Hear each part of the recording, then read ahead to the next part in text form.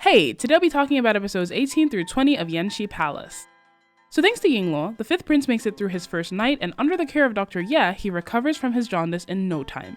Yu is endlessly grateful, and yeah, I cannot imagine how much love I would feel for the person who went so far above and beyond to save me and my baby. When Mingyu starts running her mouth again about how much of a show-off Yingluo is, the Empress confronts her. 跪一下. The Empress says she really overestimated her, and clearly even the caning wasn't enough to make her repent. She tells her to apologize, but Mingyu refuses, going outside to kneel instead. 娘娘，明玉就是这个性子。 If you've watched Ri, you know why that phrase sends shivers down my spine. 她就这性子。 Gao Bin, Gao's father, meets with the emperor and explains his new water distribution plan. It involves strategically adding some river outlets and dams, reducing the risk of floods, which have been a huge problem throughout Chinese history. It's a great plan and a huge undertaking. Gao Bin will need to be away from home for years, overseeing everything, working in dangerous areas around the country. The emperor gives him his full support, praising him for being such a champion for the people. Gao Bin seizes the perfect opportunity to ask after his daughter. No way to deny him anything now, so the emperor allows him to go and see her. Gao has been depressed and refusing food after her public embarrassment. Her father arrives, not to comfort her, but to remind her that he has 2 other eligible daughters that he can send into the palace to replace her if she's going to keep being this useless. I wonder where she got that cutthroat attitude of hers. Through this argument, we find out that Gao's mother died and her father remarried shortly after. The 2 girls he's threatening her with are her half-sisters. 老匹夫，你给我记住了，只要我高宁心在一天，你就别妄想把那2个贱种送进宫。马师爷永远都别想取代我娘的位置。 Here's the background. When Gao was 5 years old, her father pissed off some pirates. They decided to take their revenge out on his wife. It took them days to find her, and by the time they did, she had been killed and assaulted as well. In a stunning show of callousness, her family decided that since she was now unpure, she couldn't be buried in the family tomb. They instead had her buried in a mass grave. Gao wants to get justice for her mother more than anything, and even knowing she's being used by her father, she would rather die than let herself be replaced like her mother was. The fire is back, and with that, Gao decides to pull herself together. The emperor hears Gao singing one night and goes to see her. After some dancing and a sympathy-garnering retelling of her mother's tragic end, which I guess the emperor didn't know, she's back in his good graces. So ends the shortest punishment in the history of punishments. That night, he was supposed to be coming to visit the empress, and seeing the empress's crushed expression when she gets the message is more than enough to drop the emperor another several rungs in Yingluo's eyes.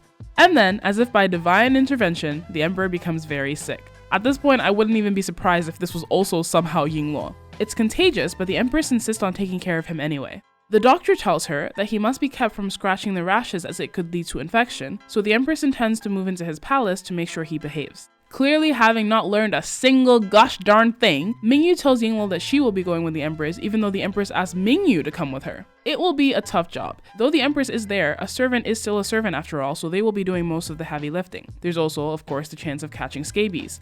As Yingluo leaves to get ready, Erqing tells Mingyu how ridiculous she's being. 你总说娘娘不关心你，如今娘娘需要你，要你去养心殿，你又推三阻四的。 Right, so you've done absolutely nothing to show that you're capable or even loyal. Whenever you're given an opportunity, you shirk the responsibility. Then you're surprised that the empress has started to care more about the servant who actually sticks by her side.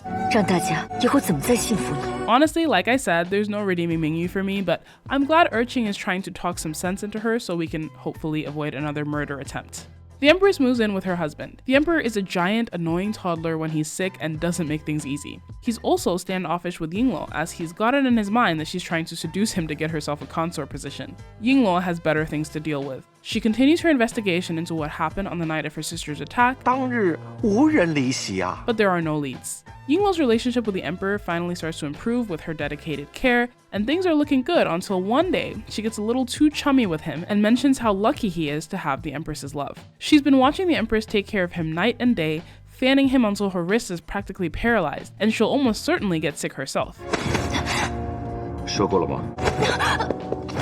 Yingluo has way overstepped her bounds, and I'm guessing the emperor doesn't much like being reminded by a servant of all people how much he takes the unwavering devotion of the people around him for granted. Over the next month, Yingluo continues to watch the emperor acting like a child and taking the empress for granted until finally, she has enough. She blows up on the emperor, saying he doesn't have any idea how to cherish the only person who treats him with sincerity. She says he's akin to a prostitute, giving out his body in exchange for favors. A consort can try to kill his son, and he'll still take her to bed later to keep her daddy happy. 皇上只会宠爱女人啊！ 闪开！ What is happening? So no, Yingluo hasn't completely lost her mind. This was all according to plan. 恭喜皇上 Dr. Ye told her that in order to cure his illness, he needed to get this agitated and cough up the phlegm and blood in his chest. The emperor is still pissed, like ready to use his last dying breath to end Yingluo's life pissed. To get away, Yingluo pretends to faint and is carried out. 被皇上一剑杀了，没有晕了。 The emperor loses consciousness as well, and by the time he wakes up, Yingluo is nowhere to be found, and the empress reports that she is sick and can't be called in. I love that the empress is just not gonna let him harm a single hair on her head. Yingluo is sent away to recover, and who should show up but Fu Heng, taking care of her in secret while she sleeps, and taking some liberties as well. Fu Heng, I know you're in love, but you do understand this illness is contagious, yes? When Dr. Ye arrives, we find out that she didn't actually contract the illness. She's just been eating peanuts, which she is allergic to. Well played. But Fu Heng, honey, you didn't know that. Yingluo later asks Fu Heng if it was him taking care of her at night, but he says he has no idea what she's talking about. He's got such a straight face that he almost gets away with it. Unfortunately for him, his buddy shows up and berates him for disappearing the night before. Fu Heng. They're cute as hell, honestly. You know who's not cute? 璎珞，你以为呢？当然是山水图。 It's times like this I wish I were doing a reaction because the way the smile just fell right off my face when she started talking. 明玉，珍妃娘娘没有问你。 Honestly loving that the empress is finally not treating her with kitty gloves. But then Mingyu, in a mood, turns around and offends Shu Guren and Qing Changzai who came to see the empress. 区区雪燕罢了，当时没见过吗？ I'm trying so hard not to spend every single video just roasting this girl. And okay, Mingyu is young and short-sighted, and maybe she simply cannot think ahead and understand that her actions have far-reaching consequences. Since the two girls were rejected by the empress, they decide to go and see Gao. Gao makes it easy. She tells them she'll take them under her wing if they help her get rid of Yingluo. So, you know, way to go, Mingyu! You know what drives me crazy about this? Shu and Qing were already on the Empress's side. Shu has on several occasions backed the Empress publicly in going against Gao. So it's not even like we lost some unallied girls. Mingyu literally took people who were in our camp and pushed them to the other side. At this point, if you told me she's actually a secret agent for Gao, I'd believe that. I think I mentioned before finding Shu cute, and I still really like her. She's here to be the best she can be, and I honestly love that. When they go and see Gao, of course Gao hasn't forgotten the previous slights and tells them to get lost at first. 嫔妾如今是不起眼，但是娘娘怎能知道，他日我不会扶摇直上。告辞了。 Yeah, I just love that. When I say I dislike people like Linglong Jinxiu and Mingyu, it's not because they do bad things. Like, I don't blame anyone for getting their hands dirty in this place, and I don't blame people for being human and getting jealous. But there's a level to that, and they just take it too far. Just, I don't like this person because they're better than me, so I'm gonna get them killed. Trash. Shu, on the other hand, is just someone who wants more for themselves. She has no interest in curling up and withering away like her friend Qing, and though I can tell she's gonna get into some pretty heinous stuff, I still support her, because she's clawing her way up, not just pushing others down for no reason.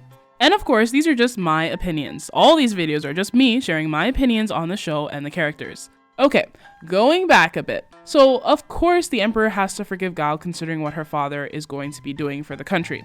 We've seen that he doesn't really care much for any of the women other than the empress. He's not naive to the scheming, and he's nowhere near foolish enough to just fall for her sad little dance. I am curious about Gao though. Is there any sincerity in her actions? Since she only elected to share her story after being confronted by her father, I'm thinking no.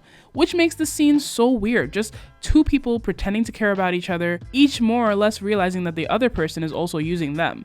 Well, that's life in the palace, I guess. You know I can't let a day go by without gushing about how much I love the Empress and Yingluo, so that little arm squeeze in the middle of Yingluo's rant just to say, trust me, and the Empress just went with it. My heart, my soul. Finally, Yingluo and the Emperor. This is easily the most I have laughed so far in this drama. This whole thing was hilarious. I almost feel sorry for the Emperor. He must feel like the only person on earth who can see what Yingluo's doing while everyone else is just like, what are you talking about? Yingluo's the best. 他给你们一个个灌的什么迷魂汤啊？都要相信他的话。他若非早心里有这些话，能这么顺利的说出来吗？ And the Empress is just so adorable watching him fall off the deep end. At this point, the Emperor can't even secretly kill her for fear of divine retribution. She saved his life. This scene in particular had me in tears. 夜神医效仿当年的华佗，想要激怒皇上清除血坛，偏偏无人敢逆龙鳞。这回璎珞挺身而出，斗胆进言，救了皇上呢。是吗？胆子真大。是啊，咱们皇上能忍常人所不能忍，是个宽宏大量的明君。若换做了旁人，早就砍了魏璎珞的脑袋了。这件事情要是传扬出去，谁不夸咱们皇上仁德宽厚？ Just give up, dude. It's Yingluo's world now. Till next time, thanks for watching.